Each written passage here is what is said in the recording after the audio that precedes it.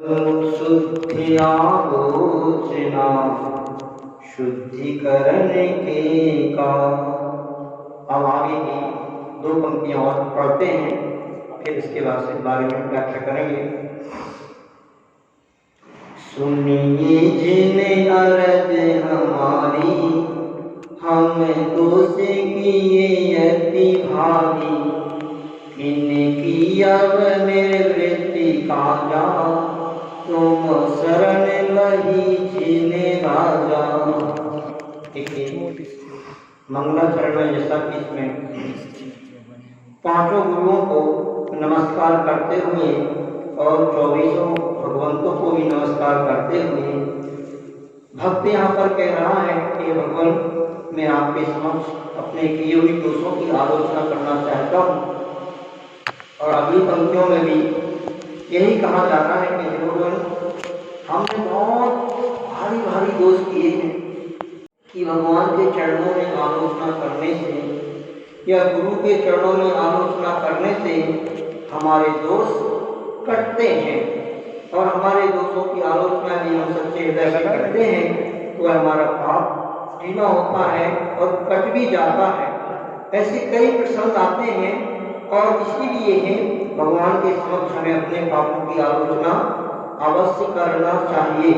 कोई भी व्यक्ति है उसके लिए कम से कम ये आलोचना पाठ एक बार दिन में अवश्य पढ़ना चाहिए और अपने पापों की आलोचना करना चाहिए। हम अज्ञानता के वशीभूत, जब कुछ हमें ज्ञान नहीं रहता है, ऐसी अवस्था में भी कई बार हम इस तरह के पाप कर जाते हैं और हमें ध्यान भी नहीं रहता है, किंतु जब उसका फल हमें भोगना पड़ता है तब कहीं हमें समझ में आती है, जब किसी गुरु के माध्यम से हमें मालूम पड़ता है कि देखो हमने ऐसा पाप किया था। एक बहुत अच्छी घटना आदिनाथ पुराण जी में आती है। अभी हम लोग स्वाध्याय करते थे, श्री आदिनाथ पुराण जी का स्वाध्याय चल रहा था और उसमें प्रकरण आता है, छठवें पर्व में एक प्रकरण आता है कि जो राजा श्रेयांश का जीव रहता है, उस समय आदिनाथ भगवान राजा वज्रजन की पर्याय में रहते हैं और उनकी जो रानी रहती है वो श्रीमती रहती है, जो राजा श्रेयांश का जीव होता है। और कहते हैं कि श्रीमती ने एक बार कोई मुनि महाराज को केवल ज्ञान हुआ था और उसके लिए बहुत सारे देवी देवता वहां जा रहे थे उनका केवल ज्ञान महोत्सव को मनाने के लिए। उस समय श्रीमती एक चक्रवर्ती की पुत्री हुई थी, अभी इस वर्तमान में जो श्रीमती थी, तो वह श्रीमती ने वह देवों का उत्सव देखा तो उसको जाति स्मरण हो गया और जाति स्मरण होने से उसको पूर्व की सारी घटना याद आ गई कि मैं पहले स्वर्ग में एक मेरा जो देव था उसका नाम ललितांग था और मैं उसके स्वयं प्रभा नाम की देवी थी। और उसने पूरी की पूरी घटना ये अपनी धायक को सुनाती है कि ये मेरा ललितांग देव से समागम कैसे हुआ, मैं ललितांग देव की देवी कैसे बनी और किस तरह से मेरा उद्धार हुआ है। तो पूरी की पूरी घटना वो सुनाने लगी उस धायक को, अपने जो साथ में रहती थी। उस श्रीमती ने अपना पूर्व सुनाना प्रारंभ किया। इस सब मैं आपको इसलिए सुना रहा हूँ कि अपन अज्ञानतावश पाप कर जाते हैं, गुरुओं आदि की निंदा भी कर जाते हैं, किंतु उसका परिणाम जब हमें भोगना पड़ता है तो कितना कटुक होता है। घटना उस समय की है कि जब वह सुना रही है श्रीमती अपने पूर्व भवों को और कह रही है कि मैं पूर्व भव में किसी एक दरिद्र कुल में मेरा जन्म हुआ और दरिद्र कुल में मेरा जब जन्म हुआ था तो उसी समय हमारे नगर में एक पिहिताश्रव नाम के कोई मुनि महाराज, पिहिताश्रव नाम के मुनि महाराज आए थे।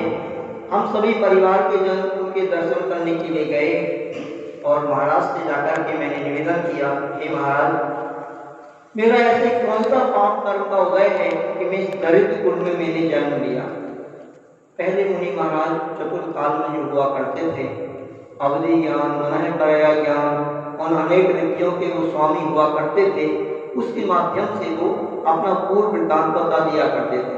आज वर्तमान में अपना दुर्भाग्य है कि कोई मुनि महाराज बना कर ज्ञानी, अवधि ज्ञानी, केवल ज्ञानी तो है ही नहीं, किंतु हम लोग भी बहुत कुछ समझ सकते हैं, सीख सकते हैं यदि इन शास्त्रों का अध्ययन करें। क्योंकि आज हमारा केवल ज्ञान और महापर्याय ज्ञान और अवधि ज्ञान सब कुछ शास्त्र हैं। इनके माध्यम से जो व्यक्ति स्वाध्याय करता है ना, तो थोड़ा बहुत अपने आप ही उसको समझ में आने लगता है कि हमने पूर्व में कैसे कर्म किए हैं, उसका फल हम कैसे भोगा करते हैं।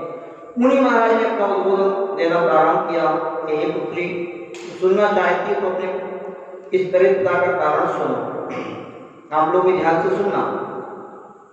तो मुनि महाराज ने कहा, देखो आप इससे पूर्व वाले भाव में एक अच्छे परिवार में आपका जन्म हुआ था और वहां पर एक धनश्री नाम की कन्या के रूप में तुम्हारा जन्म हुआ।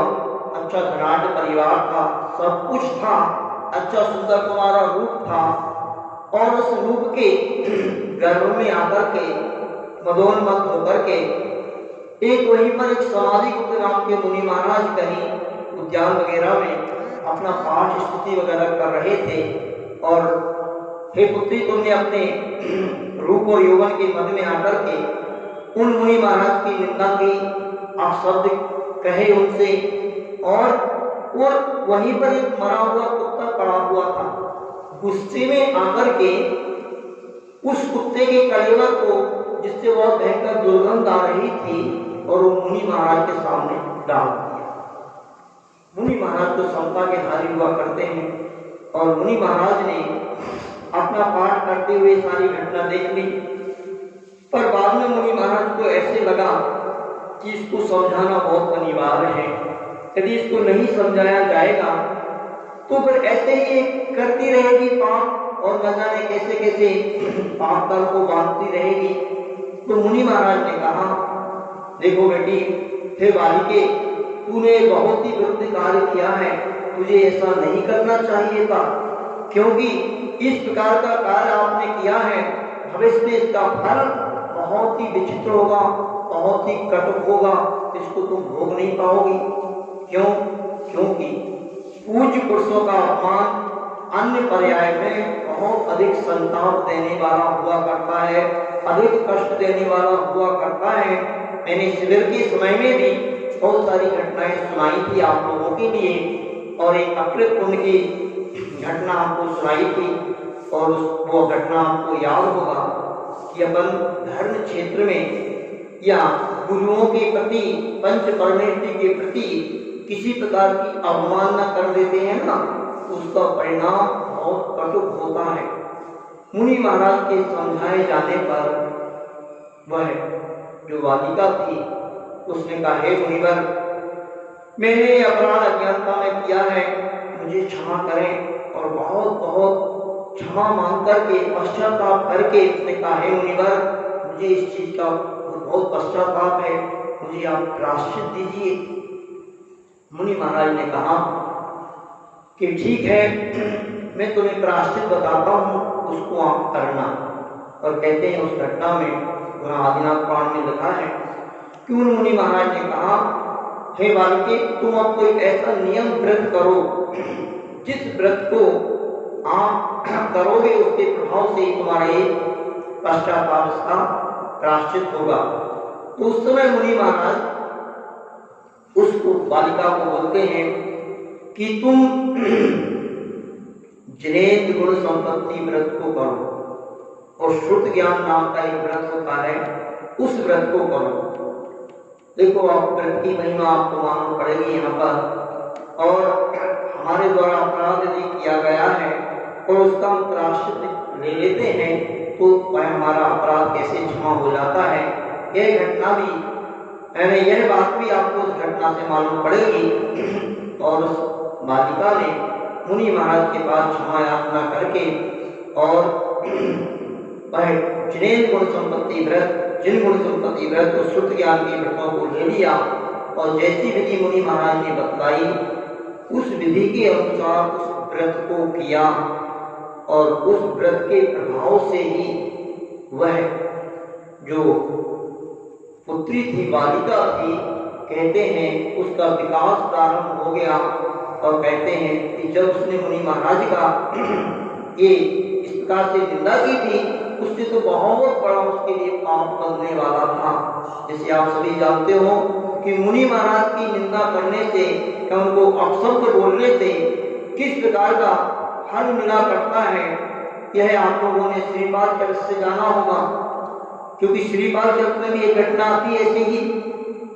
तो इस तरीके से कैसे कैसे मतलब परिणाम भोगना पड़ते हैं, किंतु उसका प्रायश्चित बालिका ने ले लिया, तो उसके भाव से सीधे वह जाकर के स्वर्ग में स्वयं प्रभा नाम की मौत वृद्धिधारी देवी हुई थी, और वह ललितांग देव जो आदिनाथ भगवान का जीव था उनकी ये वो देवी थी। तो ये सारी की सारी घटना वह अपने भाई को सुनाती है। आप सभी लोगों को भी इस घटना से यही शिक्षा लेना है कि कभी भी भूल करके जो मुनि महाराज कभी किसी का बुरा नहीं सोचते हैं, कभी किसी की निंदा नहीं करते हैं, कभी किसी के प्रति गलत नहीं सोचते हैं, ऐसी ये दिगंबर मुनि महाराज सदा अपनी आत्मा के ध्यान में लीन रहते हैं, सदा इन परोपकार के कार्यों में लगे रहते हैं, जिनमें एक बार ही भोजन करते हैं, अपने हाथों से ही केशरोंच करते हैं, एक ही बार में वह भोजन में सब कुछ दूध पानी भोजन सब कुछ लेते हैं, पैदल ही चलते हैं। आप सभी लोग जानते हैं मुनि महाराज की चर्या के बारे में, विशेष रूप से जैनी लोगों को बताने की आवश्यकता नहीं है, किंतु इसलिए बता रहा हूँ आज की जो युवा पीढ़ी है वो युवा पीढ़ी मुनि महाराज की चर्या से अनभिज्ञ होती जा रही है, क्योंकि जो माता पिता हैं वह माता पिता भी अपने बच्चों को सिर्फ पढ़ाई में ही लगाना चाहते हैं। कभी मुनि महाराज का समागम होता है तो उनको मैंने देखा है दिल्ली जैसे महानगर में हम लोग जब पहुंचे तो वहां पर वही एजेड लोग जिनको कोई विशेष अब कोई काम नहीं रहता है घर में, ताया करके ऐसे ही लोग धर्म सभा वगैरह में उपस्थित हो जाते हैं। ना तो वो जो यंग बहुएं हैं या बच्चे हैं बच्चियां हैं वो कोई भी धर्म सभा में आते ही नहीं, और ना तो हाथ चर्या वगैरह में सम्मिलित हुआ करते हैं। तो मुनि महाराज की चर्या क्या होती है वो समझते ही नहीं है। और ध्यान रखना, यदि यही हाल रहा तो एक समय ऐसा आएगा कि अपने जैन समाज के बच्चे भी मुनिचर्या क्या हुआ करती है इससे अपरिचित हो जाएंगे, और यह भी दूसरे लोगों जैसे ही जैनेतर लोगों जैसे ही अपने जैन बच्चे भी शायद मुनि महाराज के स्वरूप को देख करके उनकी चर्या को देख करके घृणा करने लगेंगे। इसलिए आप सभी लोगों से कहना है कि अपने बच्चों को जब भी आपके नगर में कोई मुनि महाराज आते हैं तो मुनि महाराज के दर्शन करने के लिए ले जाएं, उनकी आहार चर्या में उनको सम्मिलित करें और उनके लिए प्रेरणा दें कि मुनि महाराज के प्रवचन वगैरह भी आप सुना करो, शास्त्रों में मुनि महाराज का स्वरूप दिया रहता है उसको पढ़ा करो, नहीं तो आप उनकी चर्या क्या होती है इससे युवा पीढ़ी बिल्कुल अपरिचित रहेगी, तो एक बहुत अपने लिए समय ये अच्छा नहीं रहेगा। इस प्रकार से मैं आपको ये बताना चाहता हूँ, देखो इस आलोचना पाठ में तो अपन जो पढ़ रहे हैं बस इसमें बहुत सरल भाषा में बात दी है, किंतु बस इसमें एक जो पॉइंट दिया है कि सुनिए जे आज हमारी हम दोष किए अति भारी, हे भगवान हमने कैसे कैसे दोष किए हैं अज्ञानता में, उन दोषों की मैं हम निवृत्ति चाहता हूँ, आपके चरणों में उनकी आलोचना करना चाहता हूँ। और आपको देखना ये है कि इस व्रत के महात्म्य से उस बालिका ने जिन व्रतों को किया जो विधि मुनि महाराज ने बतलाई थी उसके अनुसार वह सीधे स्वर्ग जाती है, और स्वर्ग से आकर के फिर एक राजा के यहाँ पे चक्रवर्ती के यहाँ पर उसका जन्म होता है और श्रीमती कन्या के रूप में और राजा वज्रजन के साथ उसका विवाह होता है। और रही राजा वज्रजन आगे जाकर के तीर्थंकर आदिनाथ बनते हैं, और वह जो रानी उनकी श्रीमती थी वही श्रीमती जाकर के आगे राजा श्रेयांश बनकर के वह आदिनाथ भगवान को आहार देते हैं। अब इसकी महत्ता को आपको समझना है। और अपने किए हुए पापों की निंदा करने का, आलोचना करने का आपको मन बनाना है। क्योंकि अज्ञान का बल ध्यान रखना, अपन लोगों ने ना जाने कितने कितने पाप किए हैं, अपन को स्वयं याद नहीं है। किंतु मैं समझता हूं कि हर व्यक्ति को बचपन से लेकर के आज तक यदि आप चिंतन करो, याद करो, तो आपको अपने किए हुए पाप याद आ सकते हैं। अच्छे कार्यों को तो अपन भूल जाते हैं, किंतु बुरे कार्य अपन को ज्यों के त्यों पिक्चर आपको दिख सकती है। आपने जो भी बुरे कार्य किए हैं, यानी अनजाने में किए हैं, अज्ञानतावश किए हैं, आप नहीं समझते थे कि पाप है, तो उन पापों को याद करते हुए कम से कम श्रावक लोगों को भी ले अष्टमी के दिन में, चतुर्दशी के दिन में यह आलोचना पाठ पढ़ के ही प्रतीकमण गणेश का पश्चाताप अवश्य आपको करना चाहिए।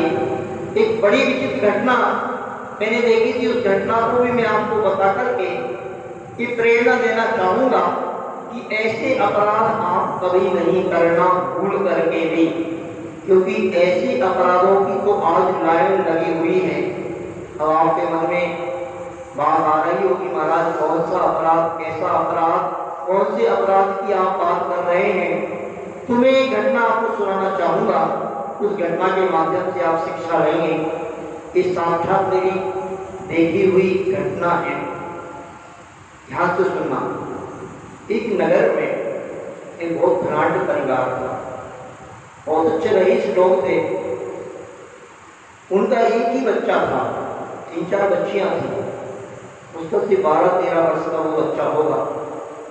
और उस बच्चे को कुछ गुंडे लोग बोलो, उनको सामाजिक यानी ऐसे अच्छे लोग नहीं थे वो, तो क्या संज्ञा दें अपन, असामाजिक तत्व, ऐसे कुछ 3-4 लोगों ने उस बच्चे को किडनैप कर दिया। और वो माता पिता को धमकी देने लगे, भाई कितना हमारे लिए पैसा दो तो हम इस बच्चे को छोड़ेंगे। तो माता पिता ने भी सोचा कि यूं ही ये धमकी दे रहे हैं और उन्होंने कुछ नहीं, ठीक हो जाएगा। रईस लोग रहते हैं, रईस लोग अपना पावर भी दिखाना चाहते हैं, तो उन्होंने पुलिस वगैरह में जो भी रिपोर्ट वगैरह दर्ज कर दी हो और उन्हें अपना पावर दिखाना चाहा। किंतु उन लोगों ने भी शायद सोचा होगा कि हमारा भेद खुल जाएगा, तो उस भेद को छिपाने के लिए वो लोग उस बच्चे के साथ जो भी उन्होंने गलत किया हो, उसको सताया हो, तड़पाया हो, और उसके बाद एकांत में ले जा करके उस बच्चे को मार के फेंक दिया। ये घटना घट जाती है, और ये घटना तो घटना है, बाद में मुझे मालूम पड़ता है कहीं से। इस बात को सुनकर के आप लोग सभी शिक्षा लेंगे, क्योंकि वर्तमान में जो प्रचलन चल रहा है वो कुछ ऐसा ही प्रचलन चल रहा है। आजकल अपने पापों को छिपाने के लिए अनेक प्रकार के तरीके भी चल चुके हैं, और खुलकर के आज लोग इस तरह के पाप कर रहे हैं, जिस पाप के बारे में मैं आपको बताना चाहता हूँ। हमें उस समय मालूम पड़ा था कि उस बच्चे की जो माँ थी, उस माँ ने शायद कई बार एबॉर्शन कराए थे, यानी एबॉर्शन के माध्यम से अपने गर्भ में आई हुई संतान को 3-4 बार उसने हत्या करवाई थी। और उस हत्या का परिणाम शायद इसी भाव में उसको मिल गया कि उस गर्भ में आए हुए बच्चे को उसने किस प्रकार से सताया, और उसका परिणाम क्या हुआ तो उसका जवान बच्चा 12-13 साल का आंखों के सामने ही किस प्रकार से निर्दयतापूर्वक उसकी हत्या की गई। ये परिणाम होता है, आप कल्पना भी नहीं कर सकते हैं, क्योंकि यह बात ना तो शायद माँ को मालूम रहती है, न किसी को मालूम रहती है। जो भ्रूण हत्या वगैरह कराई जाती है, एबॉर्शन वगैरह कराया जाता है, तो वह जो गर्भ में बालक होता है, ध्यान रखना, वह पंचेंद्रीय जीव होता है, पंचेंद्रीय मनुष्य होता है। वो आपके गर्भ में जो बालक है या बालिका है, वो बड़ा होकर के सोचो विचार करो कोई मुनि महाराज बन सकता है, कोई बड़ा आचार्य बन सकता है, कोई देश का प्रधानमंत्री बन सकता है, कोई बहुत बड़ा आदमी बनकर के धर्म की बहुत बड़ी प्रभावना कर सकता है। और ऐसे उस संतान को आपने उसकी हत्या कर दी तो एक बहुत बड़ा अपराध होता है। और जिसने 3-4 बार कराया हो तो 3-4 व्यक्तियों को मारने का पाप उसके ऊपर लगा है, वो कितना बड़ा पाप उसके माध्यम से हुआ है। और आज जो व्यक्ति मेरी बात सुन रहे हो, आज तो ये सहज जैसा हो गया है। आज बहुत सारे लोग तो खुलेआम इस प्रकार के कर्म, इस प्रकार के पाप, क्योंकि साधन आपके पास इसमें जुड़ गए हैं आजकल कि आप लोग कोई आपके अंदर करुणा दया बची ही नहीं। और आज भौतिकता का युग है, पश्चिमी सभ्यता का युग है, टीवी में, मोबाइल में सब तरह से आप लोग जो देखते रहते हैं उसके परिणाम स्वरूप इस प्रकार के अनर्थ हो जाते हैं और सहज में ये लोग इस प्रकार के पाप कर देते हैं। यदि आपके द्वारा इस प्रकार का पाप किया गया हो, ध्यान रखना, इस प्रकार का कोई अधर्म अपराध किया गया हो तो गुरु के समक्ष जाकर के ऐसे अपराधों को निवेदन कर लेना, आत्मनिंदा कर लेना, आलोचना कर लेना और उनका प्रायश्चित कर लेना। नहीं तो इस प्रकार के पाप कर्म का फल ऐसे प्राप्त हुआ करता है। इस बारे में आप लोग विचार करना और अपने किए हुए दोषों की आलोचना, निंदा करना करके उसका प्रायश्चित आप ले लेंगे तो आप बहुत कुछ इस ऐसे अपराधों से बच सकते हैं। अज्ञानतावश व्यक्ति कैसे कैसे कर्म कर जाता है। कहते हैं पूर्ण उदय से इस व्यक्ति को धन, वैभव, ऐश्वर्य मिलता है, किंतु उसके मद में आकर के ये व्यक्ति तरह तरह से इस प्रकार के कर्म कर जाता है कि स्वयं उसको भान नहीं रहता कि इसका फल मुझे क्या प्राप्त होगा। ऐसे एक बड़ी विचित्र घटना मैं समझ रहा हूं, इस गर्मी के मौसम में आपको एसी में बैठ करके सुन रहे होंगे, किंतु यहाँ बड़ा गाँव बहुत गर्मी है और मुझे पसीना भी आ रहा है, तो भी मैं आपको सुना रहा हूँ। इसलिए सुना रहा हूँ कि कुछ आपको बात समझ में आ जाए। हम साधुओं का भाव तो रहता है प्राणी मात्र का कल्याण हो, सबका भला हो। जो लोग ऐसे गलत गलत पाप कर्मों में लगे हुए हैं उस नरक को तेज गति से आप बच जाएं, इस भावनाओं को लेकर के मैं आपको ये बात बता रहा हूँ। और ये आलोचना पाठ को मैंने प्रारंभ किया है। कहने को तो ध्यान रखना कि आलोचना पाठ किसी भी व्यक्ति को लग सकता है कि महाराज क्या जरूरत इसके ऊपर व्याख्यान देने की। ये तो इतनी सरल भाषा में लिखा हुआ है, बिल्कुल सरलता है, सबको बात समझ में ही आती है, किंतु अपन सबका बहुत बड़ा सौभाग्य है। ध्यान रखना, इस समय इस आलोचना पाठ को हिंदी में तो कोई भी पढ़ सकता है, कोई भी व्यक्ति के लिए कोई दिक्कत नहीं है, किंतु अपन सबका ऐसा सौभाग्य है कि संत श्रोमणी आचार्य गुरु विद्यासागर जी महाराज जैसे महान आचार्य महाराज की कृपा अपने ऊपर हुई है। और आचार्य महाराज की कृपा से आज पूरे भारतवर्ष में उनके शिष्य विचरण कर रहे हैं। बंधु, आप श्रावकों को फुर्सत नहीं कि आप आदिनाथ पुराण पढ़ सको, आप इन आगम को पढ़ करके इस आगम में क्या लिखा है इनको आप समझ सको। आपके पास फुर्सत भी नहीं है, रुचि भी नहीं है, इसलिए इन गुरुओं के मुखारबिंद से सुनकर के हम अपने पापों का पश्चाताप कर सकते हैं। एक गजब की घटना आती है, शायद इस घटना को आपने सुना भी होगा, किंतु मैं इस घटना के माध्यम से आपको यही सचेत करना चाहता हूँ, यही आपके लिए प्रेरणा देना चाहता हूँ कि कभी भी इस प्रकार के कर्म आपके माध्यम से हो ना जाए, सचेत आप हो जाए। कभी कभी भावुकतावश, अज्ञानतावश कोई भी व्यक्ति इस प्रकार के कर्म कर जाते हैं। मैं जिस कर्म की बात कर रहा हूँ वह घटना इस प्रकार है कि एक बार एक नगर में किन्हीं मुनि महाराज का आगमन हुआ और वह मुनि महाराज, दो मुनि महाराज थे, वो आ रहे थे और वह नगर के करीब जैसे ही आए और उस नगर मतलब उस नगर से दूर ही थे, वो भी थोड़े से किनारे आए होंगे कि वहां पर भयंकर तरीके से दुर्गंध आने लगी। धीरे नगर के पास पहुंचते हैं, एक छोटे मुनि महाराज से उन मुनि महाराज ने आसपास दृष्टि डाल करके देखा तो कहीं पर भी उनके लिए कोई ऐसा कोई पशु मरा हुआ यानी कोई ऐसी दुर्गंध आने वाली कोई चीज नहीं दिख रही थी। तो मुनि महाराज ने सोचा कि आखिर ये दुर्गंध कहां से आ रही है। तो उनमें से जो बड़े मुनि महाराज थे वह मुनि महाराज अवधि ज्ञानी भी थे और बहुत समझदार भी थे। उन्होंने कहा, हे मुनिवर, आप ये जो चिंतन कर रहे हैं, आप जो सोच रहे हैं, वह जो दुर्गंध आ रही है मतलब लगभग वो दुर्गंध उन मुनि महाराज के लिए ऐसी दुर्गंध थी 1 योजन तक। 1 योजन क्या कहलाता? 4 यानी 1 योजन कितना होता है? 4 कोस का 1 योजन होता है। दीक्षांत बताओ 1 योजन क्या कहलाता? हमने बताया था ना एक दिन। योजन क्या होता है? 4 कोस का 1 योजन होता है। और कोस क्या होता है?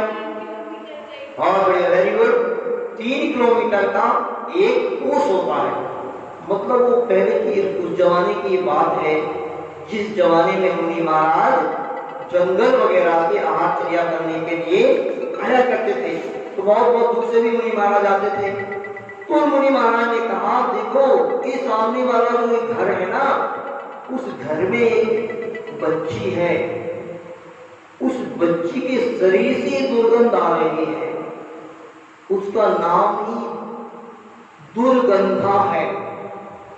उसके शरीर से जो दुर्गंध आती थी और इसलिए ही बचपन से ही आती होगी तो उनके परिवार जनने में उसका नाम क्या रख दिया?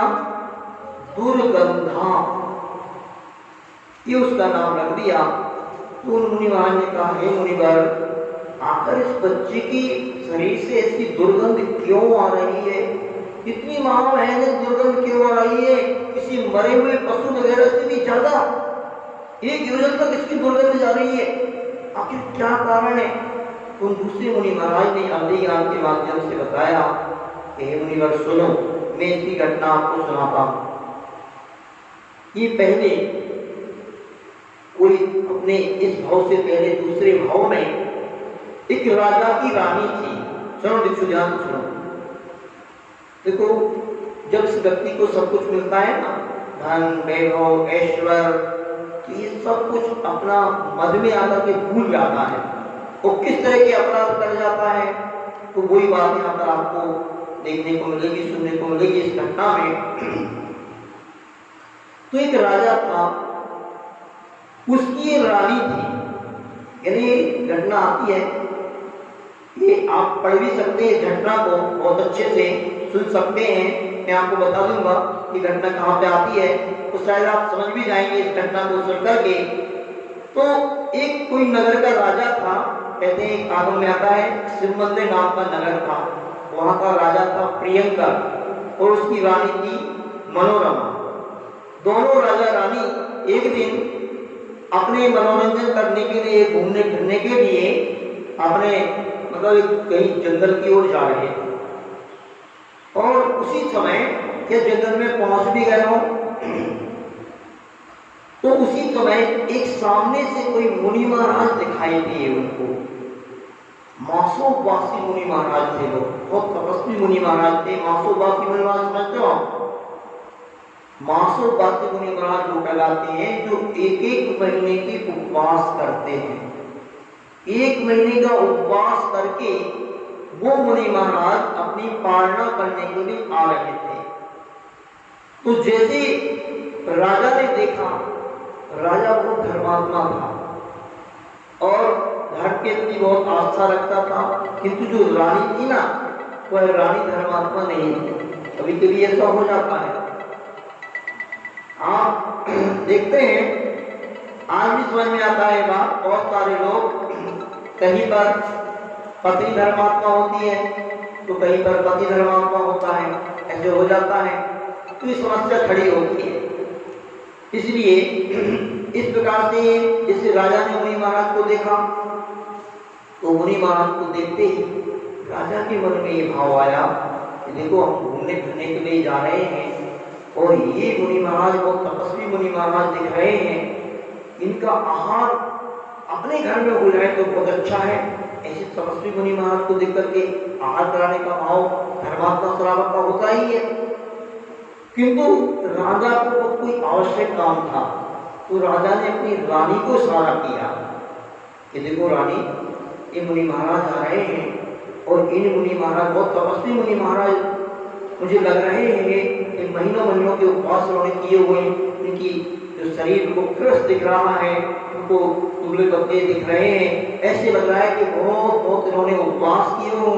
ऐसे तपस्वी मुनि महाराज के चरण अपने महल में पड़ जाए, इनका आहार अच्छे से हो जाए, बहुत अच्छा रहेगा। किंतु आपको मैंने पहले बताया कि रानी कैसी थी, रानी तो धर्मात्मा थी ही नहीं, तो रानी के मन में तो बस भोग बसे थे और राजा की उस बात को सुनकर भी अब राजा की बात को टाल तो नहीं सकती थी रानी, ध्यान रखना। किंतु रानी के मन में दुर्भाव आना प्रारंभ हो गए, क्योंकि वो पहले से ही राजा से मतलब संतुष्ट नहीं थी, क्योंकि राजा ऐसे काम करते रहते थे, मतलब मुनि महाराज कभी भी आते थे, ऐसे बहुत सारे श्रावक भी हो सकते हैं। कैसे दिल्ली जैसे महानगर में यदि कोई मुनि महाराज आ जाए, वो भी आचार्य विद्यासागर जी महाराज के संग के मुनि महाराज आ जाए, क्योंकि दिल्ली में बहुत सारे ऐसे मुनि महाराज भी रहते हैं। कैसे जो आपने बोर वगैरह का पानी से ही भोजन बनाया हो और वही भोजन वो ले लेते हैं, परिस्थितियों को देख करके कुछ उन्होंने समझौता कर लिया है। किंतु आचार्य विद्यासागर जी महाराज के मुनि महाराज हैं संघ के, तो वो तो बोर का पानी लेते नहीं, कुएं का पानी चाहिए उनके लिए। और अब बहुत सारे मुनि महाराज ऐसे भी रहते हैं कि उनकी चर्या से आप परिचित हैं, किंतु आचार्य के शिष्यों की चर्या से आप परिचित नहीं, कुएं का पानी लेते हो और वही तरह तरह से। अब तुम एक चौके में हम मतलब मुनि महाराज नहीं करते, आपको चर्या उनकी मालूम ही है, तो आपको ज्यादा चौके लगाना पड़ेंगे। तो बहुत सारे लोगों को ये आफत समझ में आती है। सुनो, बहुत सारे श्रावक क्या जरूरत है सारे चौके लगाने के लिए, अब एक 3 मुनि महाराज बनी, हम एक ही चौके में व्यवस्था कर लेंगे। ऐसे लोग आहार चर्या की परिभाषा को नहीं समझते हैं, ध्यान रखना। और ऐसे लोग, कोई भी व्यक्ति, समाज का व्यक्ति या कमेटी का व्यक्ति किसी भी व्यक्ति को यदि मना करता है चौका लगाने के लिए तो बहुत बड़ा अपराध करता है, अंतराय कर्म बांधता है। वास्तव में इस दिल्ली यूपी हरियाणा में हमने देखा है चौके ज्यादा लोग लगाना नहीं चाहते, क्योंकि एक तो वो आपस समझते हैं कि मुसीबत आ गई। अब क्यों आपस समझते हैं ऐसे लोग? क्योंकि आज वर्तमान में शुद्ध भोजन की व्यवस्था ही खत्म हो चुकी है। हर घर में ना तो शुद्ध आटा है, ना शुद्ध घी है, ना दूध है, ना मसाले हैं। आज सारे के सारे लोग रेडीमेड मसाला, रेडीमेड आटा, रेडीमेड ही सब कुछ चाहिए, ये प्रारंभ हो गया है। तो ऐसे लोगों को इस समस्या समझ में आती है और वो लोग इस सबको अच्छा नहीं समझते हैं। किंतु ध्यान रखना, ये बहुत बड़ा सौभाग्य हुआ करता है मुनि महाराज का हमारे नगर में ही आना बहुत सौभाग्य की बात रहती है। और हमारे घर में आ जाए और हमारे घर में प्रदान हो जाए तो महाभाग्य होता है, परम सौभाग्य होता है। किंतु ना आए तो क्या करना फिर? बहुत सारे चौके लगे हैं। आचार्य श्री बुंदेलखंड में रहते हैं और आचार्य श्री के शिष्य वहां पर रहते हैं, तो दिल्ली वालों को भी देखना चाहिए वहां पर जाके। यहाँ के लोगों ने देखा नहीं तो एक दिन चौका खाली चला जाए ना इनका, तो इनका दिमाग आकाश में घूमने लगता है, क्या हुआ, क्यों नहीं मुनि महाराज आए हमारे चौके में।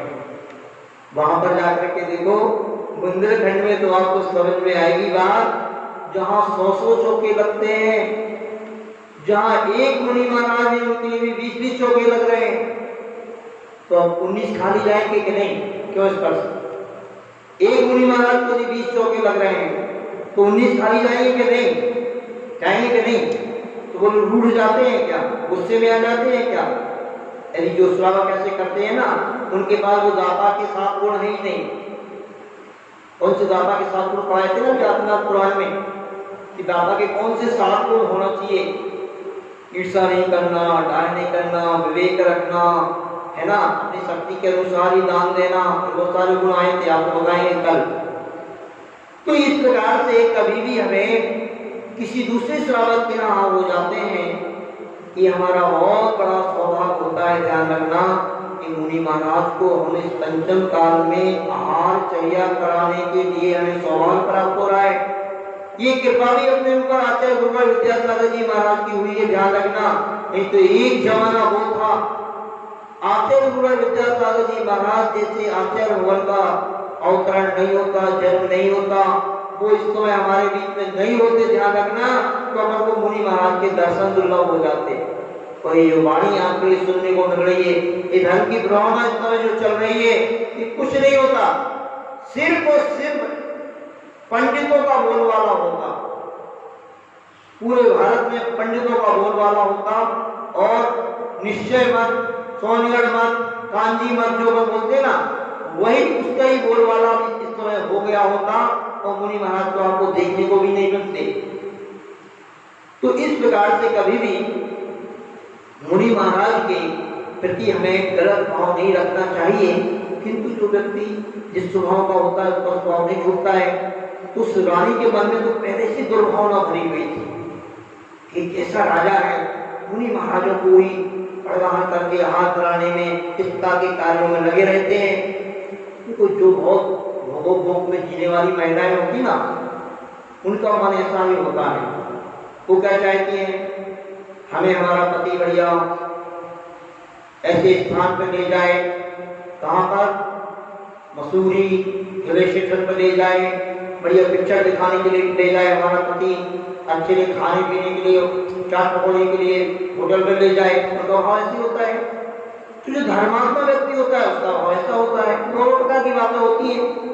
तो रानी के मन में बहुत बुरे बुरे विचार आने लगे उन मुनि महाराज को देख करके। देखो कैसे, मतलब अब क्या बोले आपको, उसके मन में कैसे भाव आ रहा था। ये मुनि महाराज की बदौलत थी, मैं कहाँ राजा के साथ घूमने के लिए जा रही थी, वहां पे जाकर के अच्छे से घूमती फिरती मौज करती, किंतु ये मुनि महाराज आ गया और इसके कारण से मुझे राजा ने भेज दिया। तरह तरह के बुरे विचार आने लगे और रानी के मन में ऐसा भाव आया कि मैं भी अब कुछ ऐसा करके दिखाती हूँ तो ना रहे बांस ना बजे बांसुरी।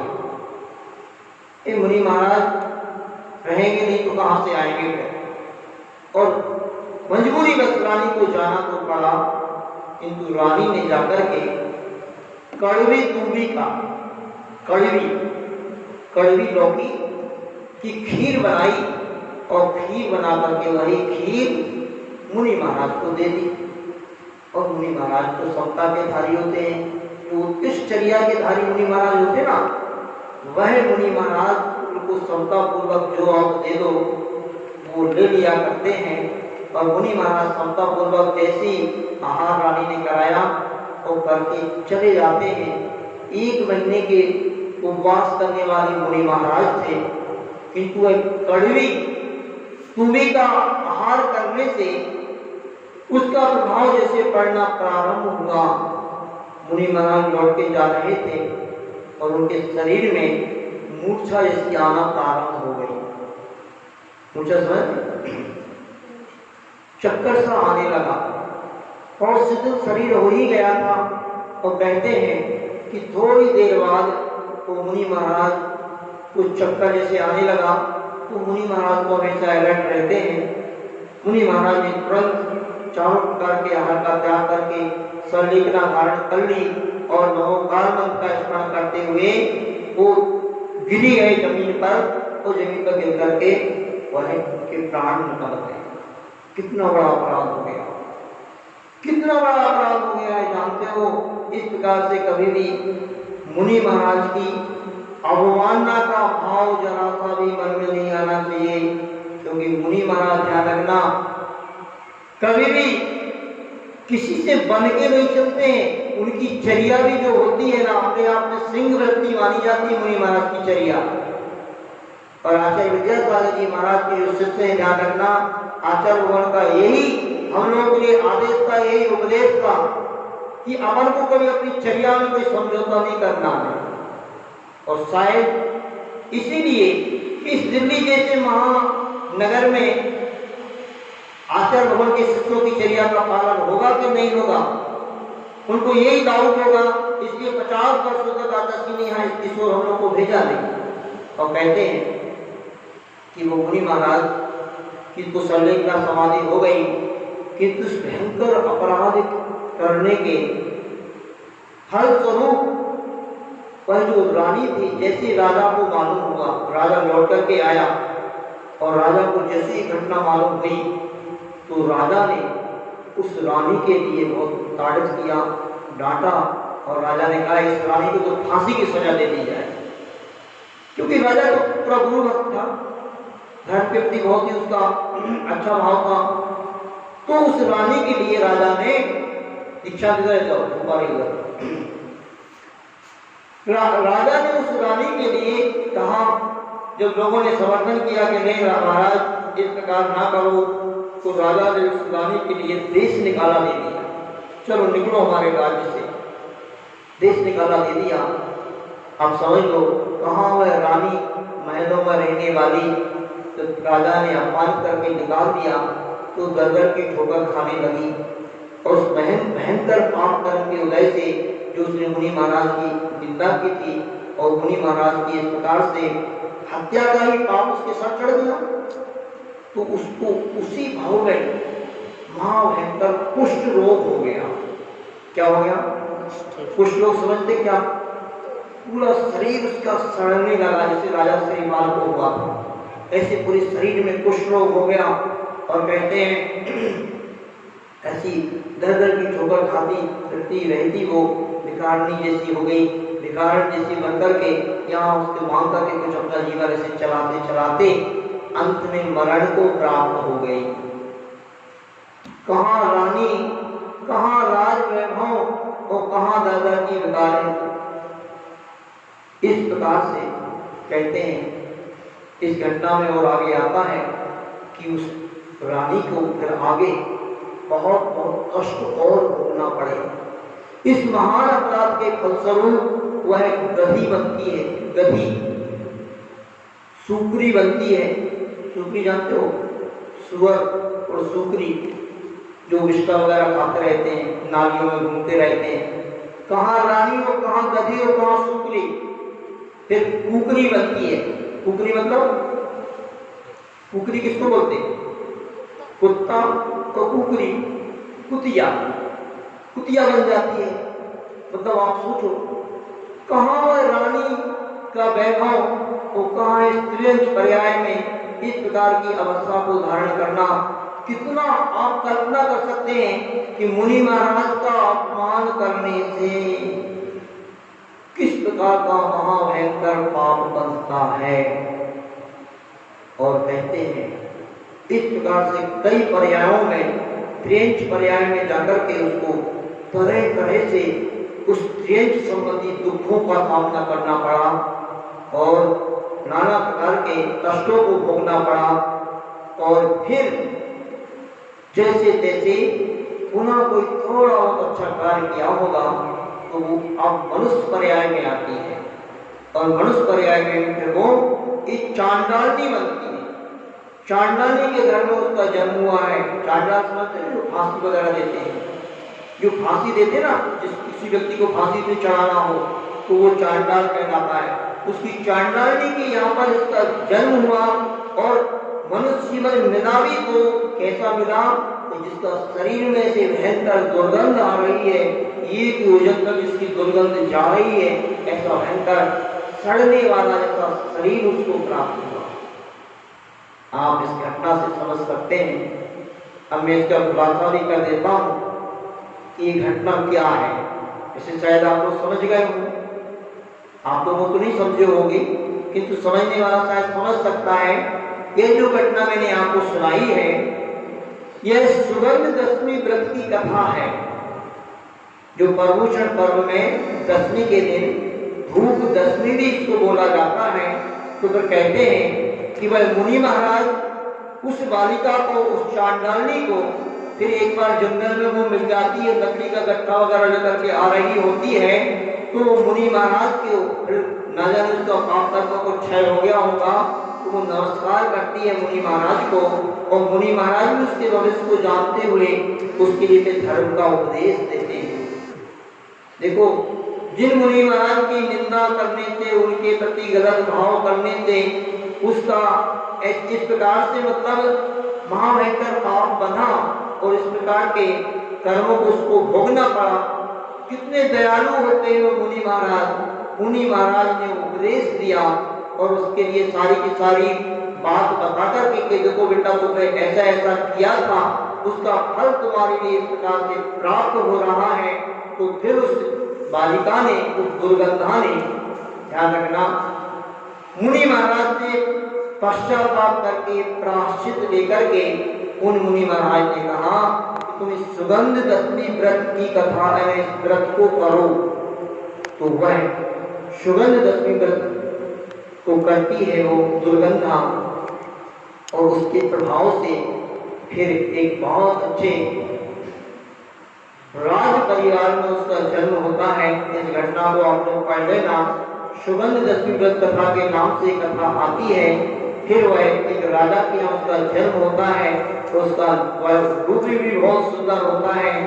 मदन सुंदरी उसका नहीं, उसकी मदन पृथ्वी नगर के राजा महीपाल की मदन सुंदरी रानी से वो मदनावती नाम की कन्या बनती है, बहुत सुंदर बनती है, जिसके शरीर से सुगंध आती है। ऐसी कन्या बनी, किस कारण से बनी?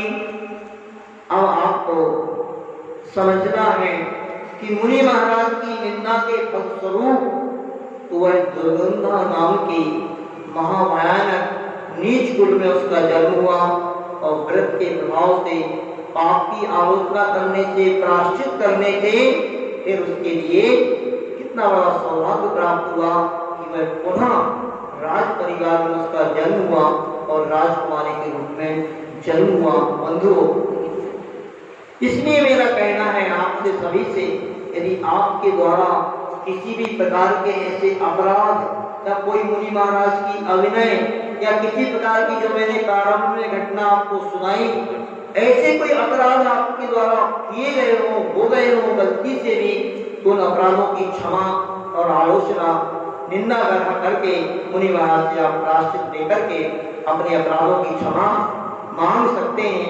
प्रायश्चित लेकर के आप अपने आप को शुद्ध कर सकते हैं। तो आज गुरु निंदा का क्या फल होता है? गुरु के प्रति हमने अपनी अपमान किया है, उनके प्रति यदि गलत कोई भाव किया है, उसका फल क्या प्राप्त होता है, इसके बारे में मैंने आपको संक्षिप्त में बताया। इसी प्रकार से आगे भी बताते रहेंगे। और हमने क्या क्या दोष किए हैं उसको मैं अपने अनुभव से आपके दोषों को, क्योंकि मैं भी कुछ समझता तो हुई, मैं भी 20 से 25 साल तो घर में रहा, बाद में मुनि महाराज बनाऊं, कि अपन कैसे कैसे दोष करते रहते हैं और कितने भयंकर भयंकर दोषों को अपन ने किया है और आज भी कर रहे हैं।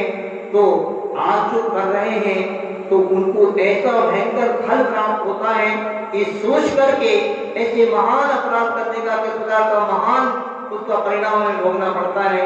इस बातों पर विचार करते हुए आप लोग इन बातों से डरेंगे, तो जो कोई किसी प्रकार से अपराध हमारे द्वारा हो गए हैं तो उनकी आलोचना करेंगे। इस प्रकार से आज का वक्तव्य यही समाप्त करते हैं। और एक बात तो बताएंगे, शायद ये बात आपको मालूम न पड़ी हो, महिला वर्ग विशेष रूप से सुगंध दशमी व्रत को कर सकते हैं। ये व्रत जो होता है 10 वर्ष तक किया जाता है, और ये कब आता है? भाद्र शुक्ला दशमी में, दक्षिण पक्ष में भी जो दशमी आती ना, उसका ये व्रत होता है। इस व्रत को किया जा सकता है। और एक जाप भी आप दे सकते हैं, ओम ह्रीं श्रीं क्लीं ऐं आर्हं श्री शीतलनाथ जिनेन्द्राय नमः। कौन से भगवान की जाप देना है? श्री शीतलनाथ भगवान। कौन से तीर्थंकर हैं? 10वें तीर्थंकर हैं शीतलनाथ भगवान। तो 10वें शीतलनाथ भगवान की विशेष आराधना के माध्यम से ही ये आपका पाप कर सकता है, धुल सकता है, जैसे दुर्गंधा का धुला था। तो ऐसे अपने पापों की आलोचना करते हुए आप अपने जीवन को धन्य कर सकते हैं।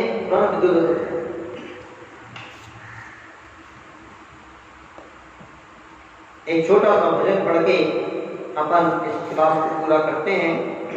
सभी लोग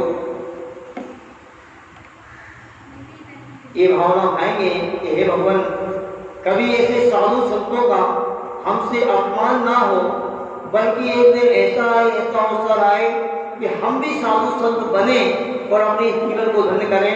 ऐसा एक भजन है, निकालो पेज नंबर दीक्षा 89। संत साधु बन के बिछड़ो, वह घड़ी कब आएगी। संत साधु बन के बिछड़ो, वह घड़ी कब आएगी। चल पड़ो मैं मोक्ष पथ पर, बोलो चल पड़ूं मैं मोक्ष पथ पर, वह घड़ी कब आएगी। वह घड़ी कब आएगी। हाथ में पीछी कमंडल, हाथ में पीछी कमंडल, ध्यान आत्म राम का, ध्यान आत्म राम का। छोड़ कर घर बार दीक्षा की घड़ी कब आएगी। छोड़ कर घर बार दीक्षा की घड़ी कब आएगी। आएगा वैराग मुझको, आएगा वैराग्य मुझको। इस दुखी संसार से, इस दुखी संसार से। त्याग दूंगा मोह ममता, त्याग दूंगा मोह ममता। वह घड़ी कब आएगी। वह घड़ी कब आएगी। पांच समिति तीन गुप्ती, पांच समिति तीन गुप्ती। 22 परिचय 20 हूँ, 22 परिचय 20 हूँ। भावना बारह जुबान, भावना 12 जुबान। वह घड़ी कब आएगी। वह घड़ी कब आएगी। माय उपाधि त्याग कर, माय उपाधि त्याग कर। निज तत्व का चिंतन करूं, निज तत्व का चिंतन करूं। निर्विकल्प होवे समाधि, निर्विकल्प होवे समाधि। वह घड़ी कब आएगी। वह घड़ी कब आएगी। संत साधु बन के बिछड़ूं, संत साधु बन के विचरो। वह घड़ी कब आएगी। वह घड़ी कब आएगी।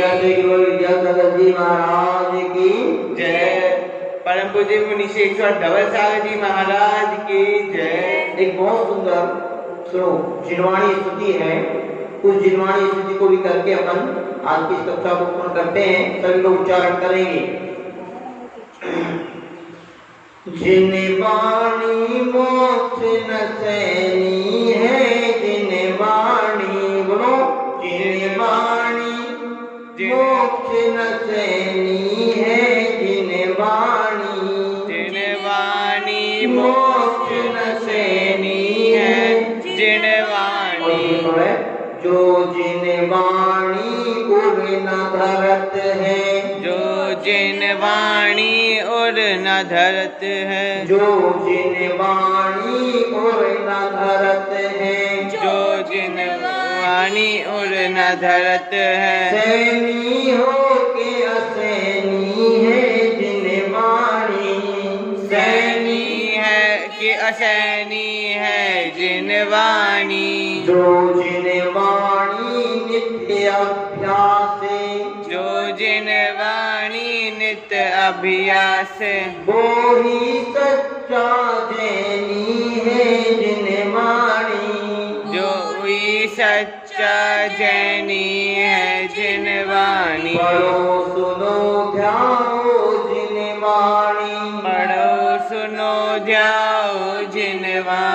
जो सुख शांति रहनी है जिन वाणी, जो सुख शांति रहनी है जिन वाणी, जिन वाणी मोक्ष न सहनी है जिन वाणी, जिन वाणी मोक्ष न सहनी है जिन वाणी। वाणी माता की जय। परम पूज्य मुनि शेख धवल सागर जी महाराज की जय। सभी लोगों का पढ़ेंगे।